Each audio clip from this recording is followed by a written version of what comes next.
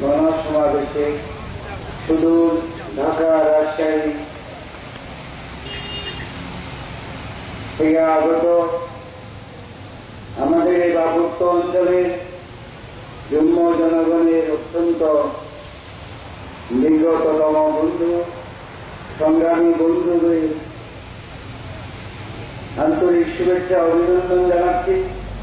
সেই সাথে আজকে এই সমাবেশে সম্মানিত সুধীবৃন্দ, এই সমাবেশে পার্বত্য অঞ্চলের বিভিন্ন গ্রাম থেকে আগত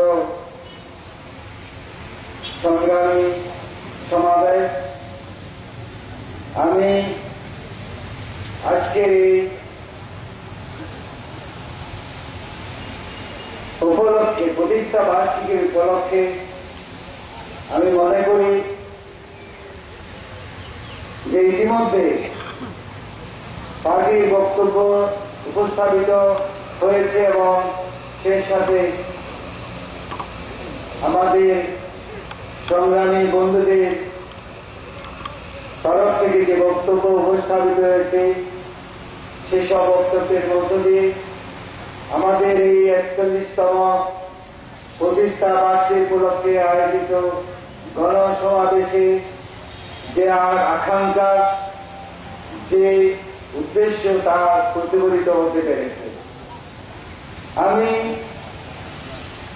তাই মনে করি যে আজকে এই সমাবেশে সে সমস্ত বিষয়টি নতুন করে আমার মুখ থেকে তুলে দেওয়ার প্রয়োজনীয়তা আছে তা মনে করা যায় না।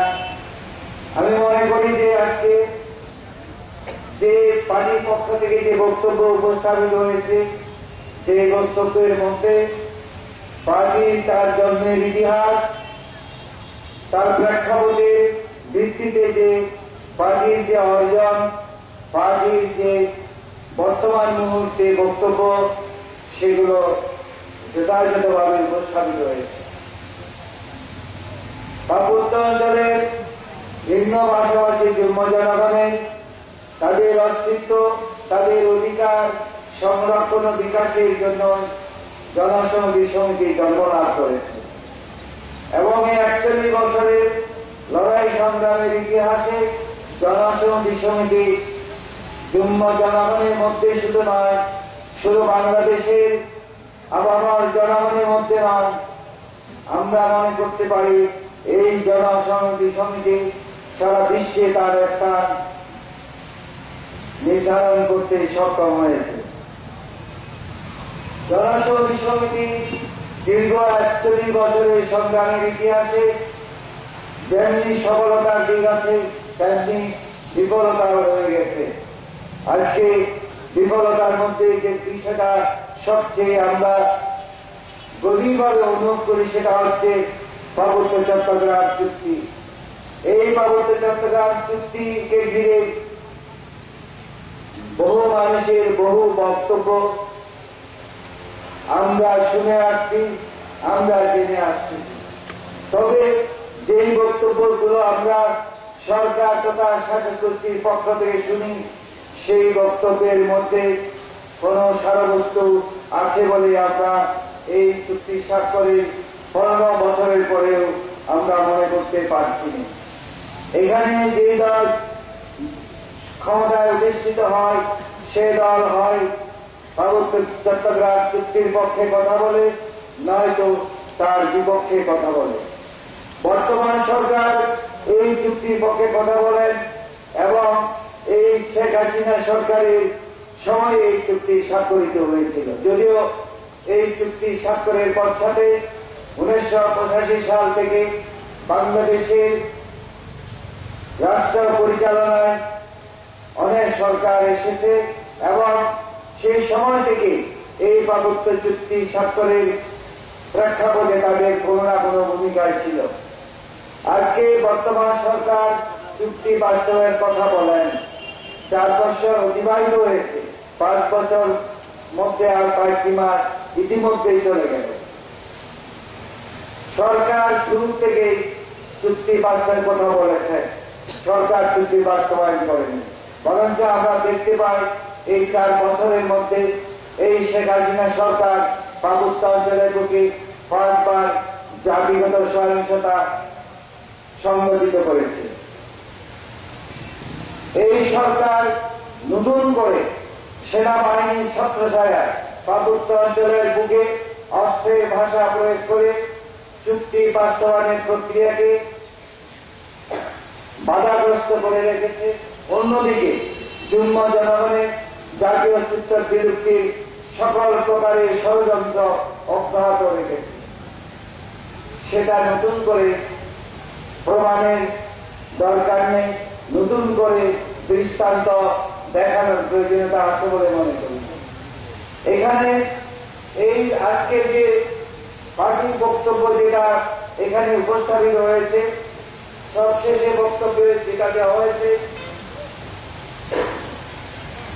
সেই 4টি বক্তব্যের মধ্যে আগামী দিনে এই মুহূর্ত থেকে জনসন্ধি কি করতে চায়, কি করতে যাচ্ছে, কি করার জন্য কি ব্যবস্থা গ্রহণ করবে সেটা শেষ প্রশ্রয় বলা। তাই আমি সরকার তথা শাসক গোষ্ঠীকে হুঁশিয়ারি দিতে চাই, আপনি যদি মনে করেন, এই সরকার যদি মনে করে, এদেশের শাসক গোষ্ঠী যদি মনে করে থাকে যে পার্বত্য অঞ্চলে 7 লক্ষাধিক জুম্ম জনগণ তারা তাদের যে সংগ্রামের যে চেতনা সেটা হারিয়ে ফেলেছে, সেই সংগ্রামে লড়াই সংগ্রামে দিক নির্দেশনা তারা ভুলে গেছে, বিভ্রান্ত হয়েছে। আজকে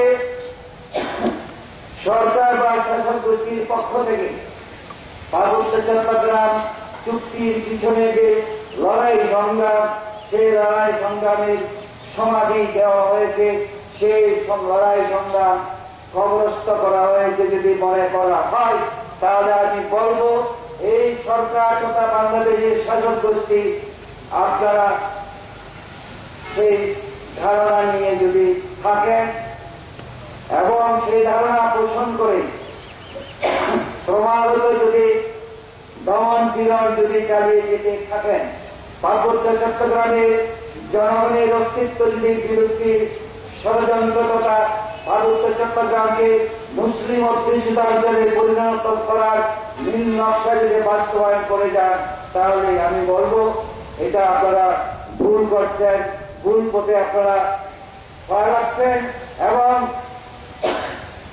জুম্ম জনগণের সংগ্রামের যে চেতনা, তাদের যে ক্রিয়াকে আপনারা যথাযথভাবে মূল্যায়ন করছেন না।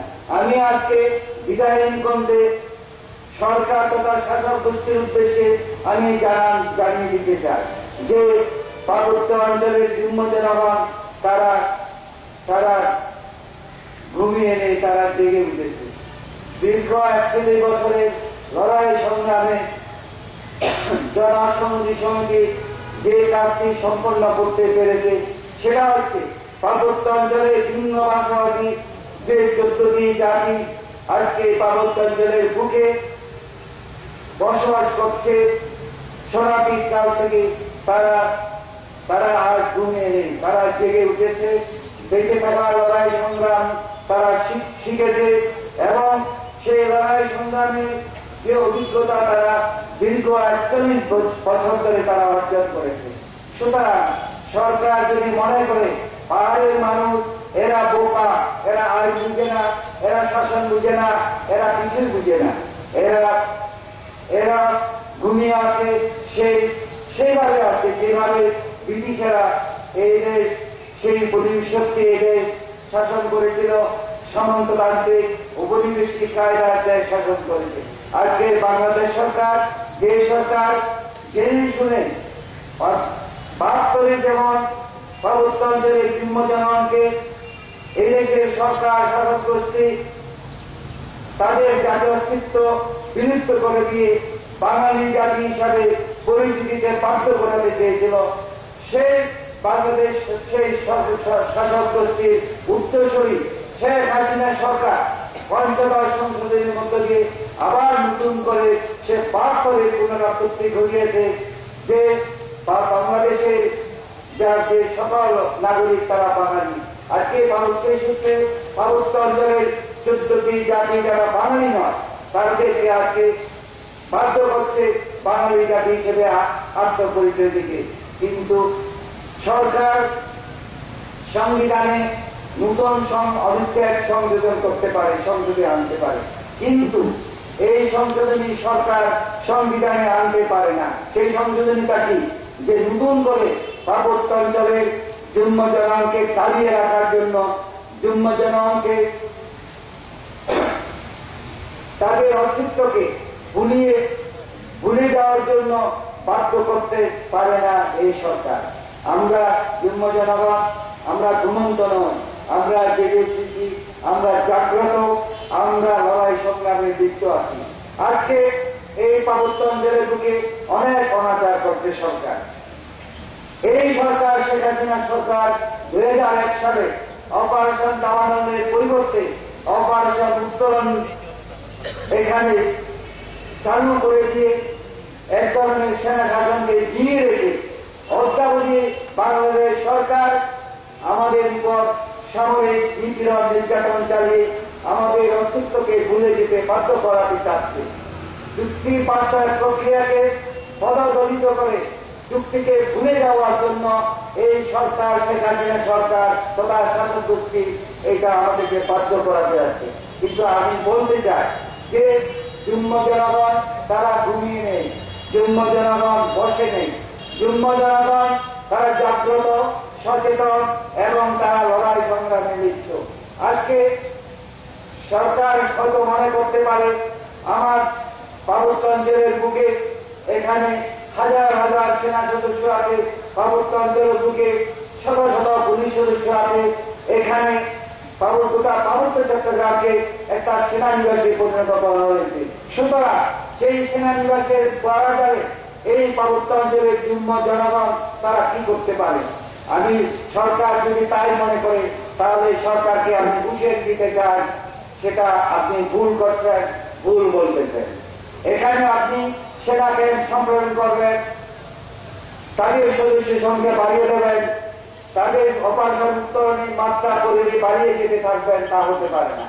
আপনি পার্বত্য চট্টগ্রামে সেনা কর্মকাণ্ড পরিবেশের জন্য আগামী 23 তারিখ আপনি আসতেছেন, আপনি প্রতিরক্ষা মন্ত্রণালয়ের দায়িত্বে আছেন, আপনি যে কাজে যে উদ্দেশ্যে আজকে পার্বত্য অঞ্চলে আসার জন্য সিদ্ধান্ত নিয়েছেন সেই উদ্দেশ্য কি আপনার ওই সামনে স্বাক্ষরিত পার্বত্য চট্টগ্রাম চুক্তির সাথে সম্পর্কিত? এই যে আপনার পরিদর্শনের যে লক্ষ্য উদ্দেশ্য, যে আচার আচরণ, সেটা কি পার্বত্য চুক্তি বিরুদ্ধ নয়? সেটা কি পার্বত্য চুক্তি বাস্তবায়ন প্রক্রিয়ার সাথে এটা যে অসংগতিপূর্ণ, এটা দিচ্ছে আপনি মনে করতে পারেন? আজকে এই যে পার্বত্য অঞ্চলের মানুষ আশায় ছিল যে আপনি আবার ক্ষমতায় এসেছেন, 2001 সালে বলেছিলেন আবার যদি ক্ষমতায় যায় তাহলে আমি পার্বত্য চুক্তি বাস্তবায়নে এগিয়ে থাকবো। আপনি এসেছেন, 4 বছর অতিবাহিত করলেন, কিন্তু কি কাজটা করেছেন? যে কাজটা করেছেন সেটা হল পার্বত্য চট্টগ্রাম চুক্তির নাম মুছে ফেলা, পার্বত্য চট্টগ্রাম চুক্তির বাস্তবায়ন প্রক্রিয়াকে বাধাগ্রস্ত করা, চুক্তি বিরোধী সন্ত্রাসীদের দিয়ে জনসমিতি সমিতির অস্তিত্বকে ধ্বংস করা এবং পার্বত্য অঞ্চলের জন্ম জনগণের আশা ভূমিকাকে পদদলিত করে এখানে ইসলামী সম্প্রসারণতা, ইসলামী সম্রাট প্রতিষ্ঠার আপনার যে প্রজেক্টটা, প্রকল্পটা, সেটা আপনি বাস্তবায়নে এগিয়ে আসেন। অথচ আজকে আপনি অনেক কথাই বলেন, আপনার সরকার অনেক কথাই বলে, আপনার প্রতিনিধি আমাদের পার্বত্য চট্টগ্রাম বিষয় মন্ত্রণালয়ের মাননীয় প্রতিমন্ত্রী দীপঙ্কর তালুকদার, এখানে উন্নয়ন বোর্ডের চেয়ারম্যান বীর বাহাদুর এমপি, এখানে অনেক কথা বলেন, অনেক সুন্দর সুন্দর কথা তারা বলার চেষ্টা করেন, কিন্তু আজকে এই দীপঙ্কর তালুকদার, এই বীর বাহাদুর আমাদের জন্ম জাতির যে জাতির পুলন্দারা কি করছে সেটা তো আপনি একবারও পরিদর্শন করতে আসলেন না। কোনদিন তো আপনি জানতে চাইলেন না এই দীপঙ্কর তালুকদার, এই বীর বাহাদুর আর কি কাজ করতেছে। আজকে আমি জানাতে চাই, বলতে চাই, আজকে 41তম এই জনসংহতি সমিতির যে প্রতিষ্ঠা দিবস উপলক্ষে আমি স্মরণ করে দিতে চাই, 41 বছর আগে এই জনসংহতি সমিতির সাথে যুগ্ম জনগণ যেভাবে সংশ্লিষ্ট একাত্ম ছিল, 41 বছর পরে সে একাত্মতা সেটা কোনোদিন কোন সময়ে এখানে কোনো বাধা পড়েনি, বরঞ্চ যুগ্ম জনগণ দিন দিন তারা এই জনসংহতি সমিতির সাথে একাত্ম হয়েছিল। জনসংহতি সমিতি তার যে রাজনৈতিক কর্মসূচি, যে কর্মসূচি ঘোষণা দিয়েছিল, সেই কর্মসূচির সাথে একাত্ম হয়ে যুগ্ম জনগণ তারা লড়াই সংগ্রাম চালিয়ে দিয়েছিল। আজকে এখানে আজকের এই সমাবেশের মধ্য দিয়ে জনসংহতি সমিতির পক্ষ থেকে যে 4টি বিষয় বা যেখানে কর্মসূচি বা যে এখানে জনসংহতি সমিতি কি করতে চাচ্ছে সেটা আমি মনে করি নতুন করে বলার অপেক্ষা রাখি না। আমি অনুরোধ করব সরকারকে সেই বিষয়গুলো ভালোভাবে বুঝতে জানতে। আমি অনুরোধ করব এই রাঙামাটির বুকে সরকারের পক্ষে যারা দায়িত্ব পালন করে, আপনারা দয়া করে মাননীয় প্রধানমন্ত্রীর নিকট এই আমাদের বুকলেটটা জনসংহতি সমিতির 41তম প্রতিষ্ঠা বার্ষিকী উপলক্ষে যে বিবৃতি দেওয়া হয়েছে, বিবৃতির মধ্যে যে 4টি বিষয় উল্লেখ করা আছে, সেই বিষয়টি মাননীয় প্রধানমন্ত্রী তার সরকারের নিকট বিষয়গুলো অবহিত করার সেটার উপর উদ্যোগ গ্রহণ করবেন। কারণ আমরা রাঙামাটিতে অবশ্যই যে বিভিন্ন জায়গায় আমরা অনেক কথা বলি, কিন্তু সেই কথাগুলো মাননীয় প্রধানমন্ত্রী বা তার সরকারের কর্মকর্তাদের কাছে ঠিক মতো পৌঁছে না। এবং আমরা আজকে তার আমি অনুরোধ জানাবো যে যাতে এই বুকলেটটা, এই বিবৃতিটা যাতে মাননীয় প্রধানমন্ত্রীর কাছে যায়, এবং মাননীয় প্রধানমন্ত্রীকে আমি অনুরোধ করব তিনি যেন আমাদের এই বিবৃতির সর্বশেষ পৃষ্ঠার যে 4টি বিষয় উল্লেখ করা আছে সেগুলো তিনি গভীরভাবে অনুধাবন করতে চাইবেন। আর যদি তিনি বা তার সরকার বা দেশের শাসক গোষ্ঠী যদি এই বিষয়গুলো গভীরভাবে উপলব্ধি না করে এখানে পার্বত্য জেলের বুকে যুগ্ম নিধনের, যুগ্ম অস্তিত্ব ধ্বংসের, পার্বত্য চুক্তি বিরক্তির যদি ষড়যন্ত্র অব্যাহত চালিয়ে গিয়ে পার্বত্যাঞ্চলের বুকে ইসলামী সম্প্রসারণ প্রতিষ্ঠার ষড়যন্ত্র যদি চালিয়ে যেতে চায়, তাহলে এই পার্বত্যাঞ্চলের বর্তমান যে বাস্তবতা, সেই বাস্তবতা সেভাবে থাকতে পারে না।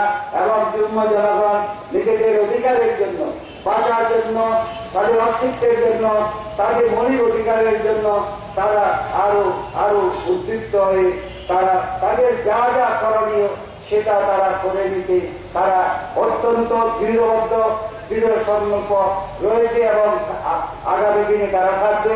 পার্বত্যাঞ্চলের তরুণ সমাজ আজকে তারা সেই বাস্তবতাকে তারা গভীরভাবে অনুভব করে।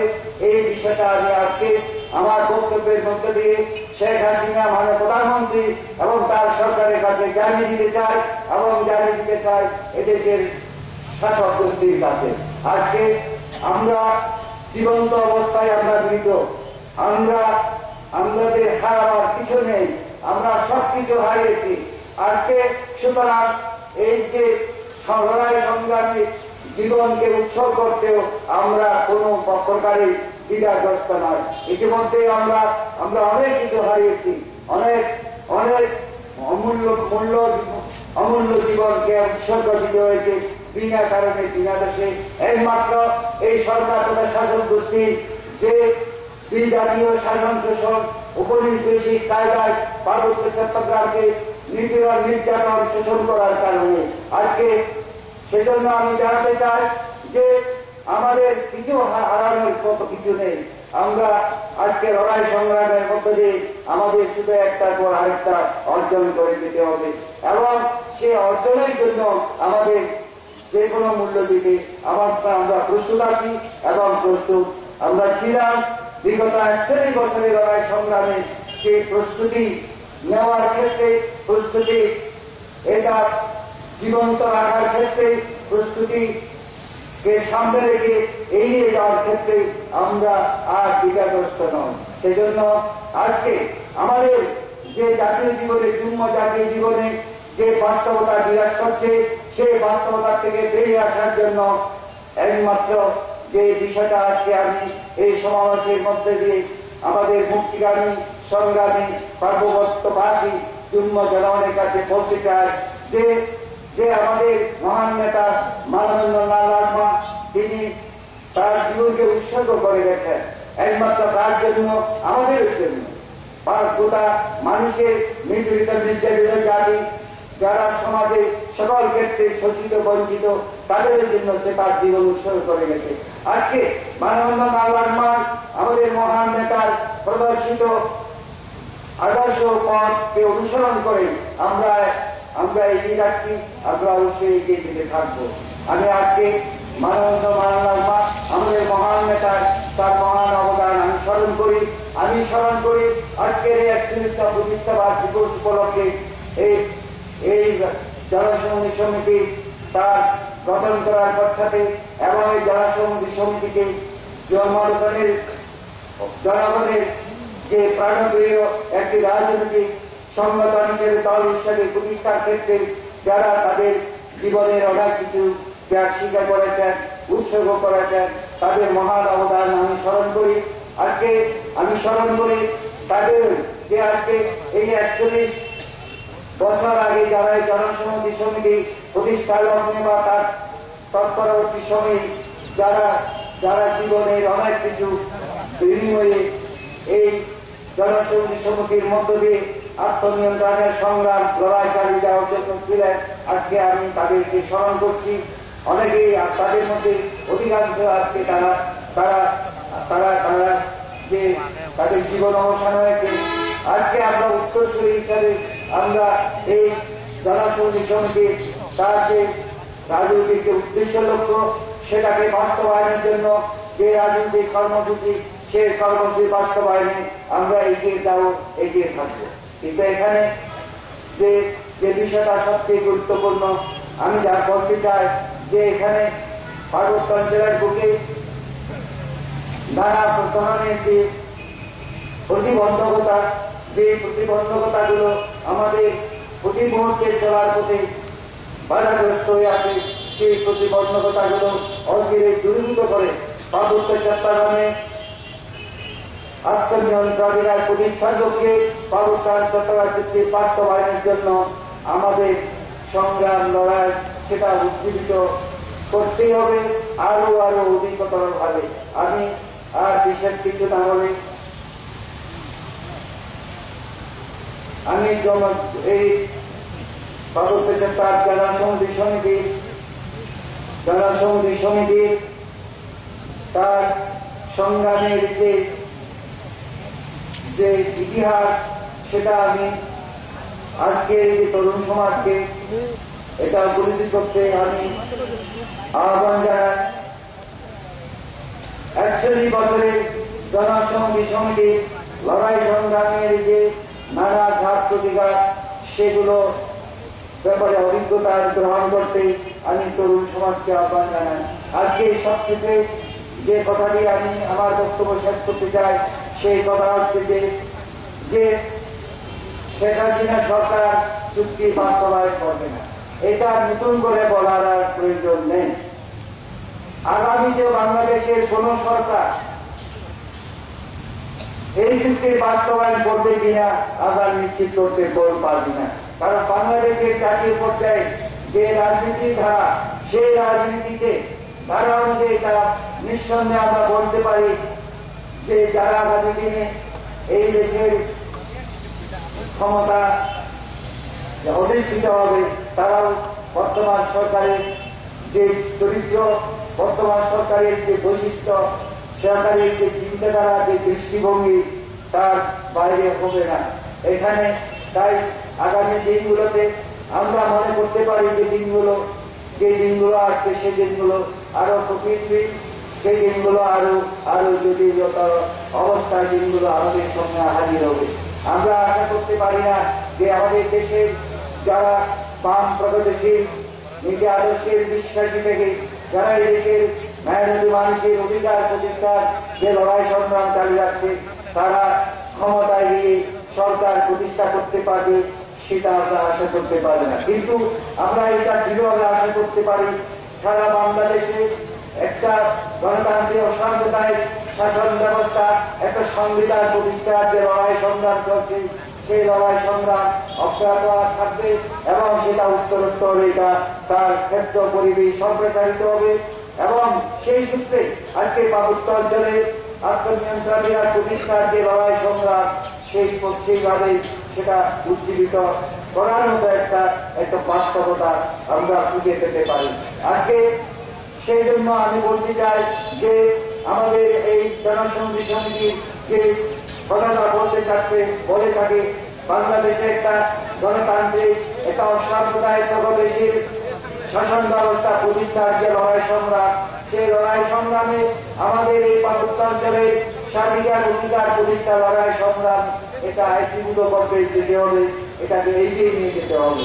আমরা আমাদের চুক্তিবাদী লড়াই সংগ্রামের পাশাপাশি বাংলাদেশের জাতীয় জীবনে একটা গণমুখী সরকার প্রতিষ্ঠার সেই সংগ্রামে আমরা অবশ্যই থাকবো। তবে এটাকে যে আগামী দিনে এটা খুব যে দূর ভবিষ্যতে আমাদের দেশে একটা গণতান্ত্রিক শাসন ব্যবস্থা প্রতিষ্ঠিত হতে পারে এই আশা আমি ব্যক্তিগতভাবে দেখি না। এই জন্য আমি সেই কথাই বলতে চাচ্ছি যে আমাদের অস্তিত্ব টিকিয়ে রাখার জন্য আমাদের এই লড়াই সংগ্রাম আরো এটা সম্প্রসারিত হবে, এটা উজ্জীবিত হবে। এখানে দরকার যে এখানে পার্বত্য অঞ্চলের যুগ্ম জনগণের যে তারুণ্য শক্তি, সেই তারুণ্য শক্তি প্রদর্শিত যে নীতি আদর্শ যে যার ভিত্তিতে জনসংহতি সমিতি তার লড়াই সংগ্রাম চালাচ্ছে, সেই ক্ষেত্রে তরুণ সমাজকে আরো এগিয়ে আসতে হবে।